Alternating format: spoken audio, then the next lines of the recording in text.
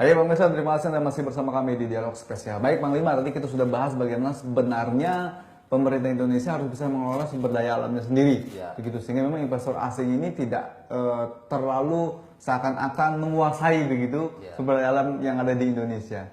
Tadi dikatakan juga ada contohnya mobil SMK, ya, dan memang sudah diresmikan saat itu oleh yang dulu wali kota Solo begitu, dan sekarang jadi Pak Presiden kita, ya Pak Jokowi. Tapi sampai saat ini ternyata tidak berkembang begitu ya.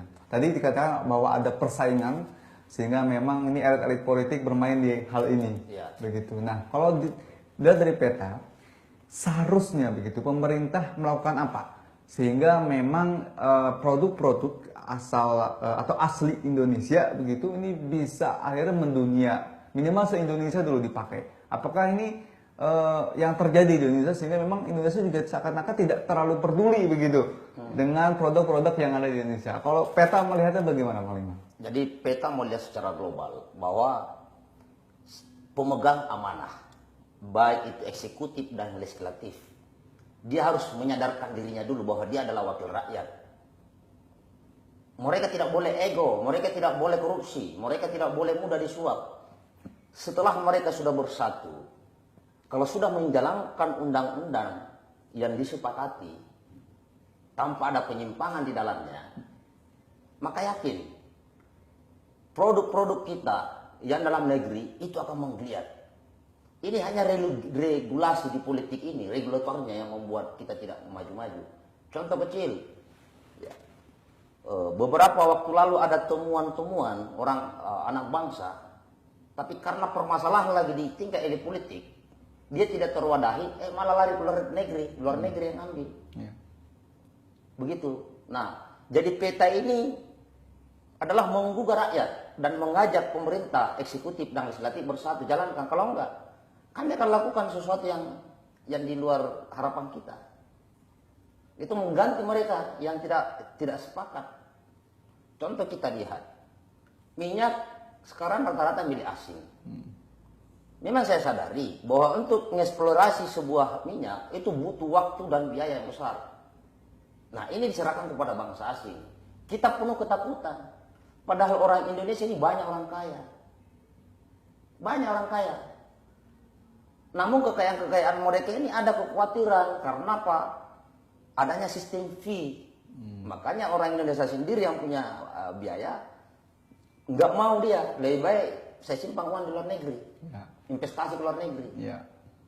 Kenapa? Mungkin sistem di luar negeri sudah jalan, sudah bagus. Kalau di sini masih ada uang pelicin, uang ini. Akhirnya ya seperti ini keadaannya sekarang. Berarti masyarakat Indonesia sendiri itu tidak terlalu yakin dan percaya begitu dengan regulasi yang ada di Indonesia saat ini. Itu yang kami lihat. Nyatanya mereka ada yang demo, ada yang lewat tulisan. Banyak reaksi-reaksi di lapangan. Kecuali yang sudah ada di zona nyaman, yang segelintir orang itu kaum oportunis, dia sudah tidak peduli dengan rakyat. Itu. Oke.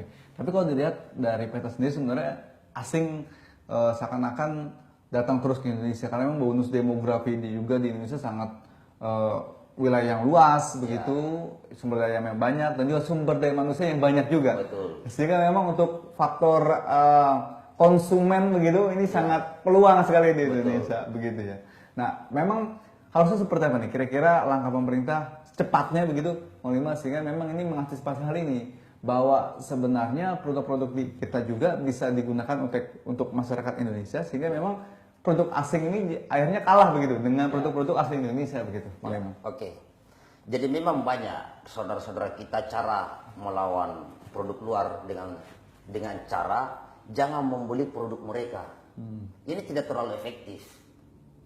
Yang ada satu-satunya sekarang adalah yang diusung oleh pembelajaran Arif, yaitu melalui revolusi ekonomi. Segera benahi kekayaan alam kita tanpa harus membenci bangsa asing. Contoh kecil, kita punya tambang. Kita ngutang ke bangsa asing. Tapi tambang ini adalah bentuk untuk dia perjanjian sampai 30 tahun tanda tangan uang seperti itu. Kita tidak tahu sudah berapa yang diambil. Tetapi yang seharusnya adalah yang seharusnya dilakukan menurut peta, ini tambang saya. Karena saya belum punya teknologi untuk mengangkat ini, belum semuanya teknologi saya kuasai. Seluruh negara di dunia yang punya teknologi datang ke kami. Maka berdatanganlah mereka membawa teknologinya. Kita tanya berapa nilai teknologimu. Misalnya 1 triliun. Nah, kita cek sama-sama berapa deposito tambang ini. Oh, ini menghasilkan 10.000 triliun. Oke, bangsa kami membeli teknologi ini 2 triliun. Jadi 1 triliun dikasih 2 triliun. Senang nggak mereka? Ya. Senang, ini bisnis. Tapi cara membayarnya adalah, mari kita angkat sama-sama ini. Setelah naik hasilnya, hasil bersihnya kita bagi 2. Separuh saya cicil teknologi ini, separuh untuk rakyat saya. Ya. Nah setelah itu lunas, ini teknologi saya.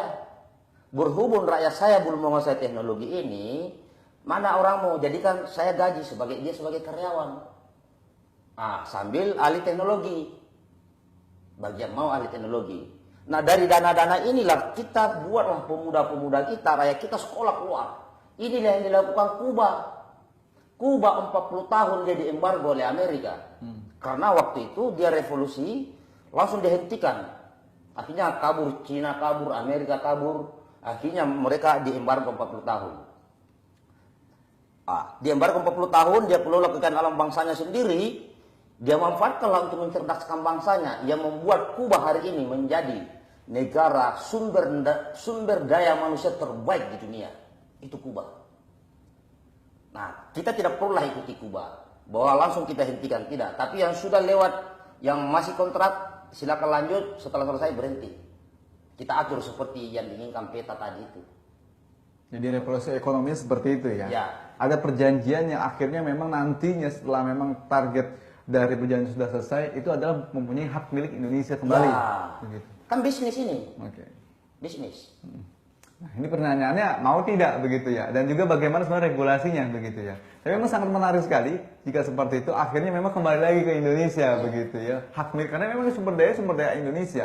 Tinggal bagaimana sebenarnya regulasinya, aturannya yang bermain. Ya. Nah, masalah mau atau tidak, secara ekonomi orang membuat produk itu kan dijual. Misalnya yang saya katakan tadi bahwa teknologi saya nilainya 1 triliun, berarti kan dia sudah untung. Kita kasih 2 triliun, tambah senang dia. Ini bisnis. Ya. Itu seperti itu. Oke, baik.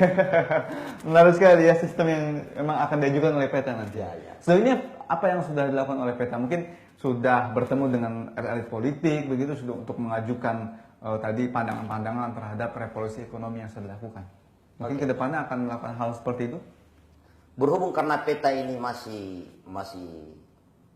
baru berdiri dan kami juga terhambat karena pada bulan Januari 2016 ada tuduhan-tuduhan bahwa peta ini berafiliasi dengan ISIS, sehingga bubar pembela tanah air waktu itu. Akhirnya banyak yang tidak mau masuk ke pembela tanah air, itu jadi hambatan. Akhirnya kami bangkit lagi bulan Februari, masih ada hambatan, sehingga efektifnya pembela tanah air ini menyusun gerakannya adalah bulan April 2016, berarti baru sekitar 2 bulan. Nah ini baru kami sampaikan kepada para elit-elit, seperti kemarin sempat ketemu Panglima TNI tanggal 3 Juni 2016, ketemu Menko Polhukam, Menteri Pendidikan dan tokoh-tokoh ulama. Kebetulan saya juga ikut menjadi perwakilan delegasi anti komunis kemarin. Dan saya sempat menyampaikan bahwa peta bukan afiliasi dengan ISIS. Seperti itu. Oke, itu yang harus ditekankan gitu ya. Ya. Untuk menimbulkan kepercayaan kepada masyarakat. Ya, betul. Bahwa tujuan kami adalah kekayaan alam. Oke, baik, kita tahan dulu. Mari dan pemirsa, kita akan kembali pas di dapat tetap di dialog spesial.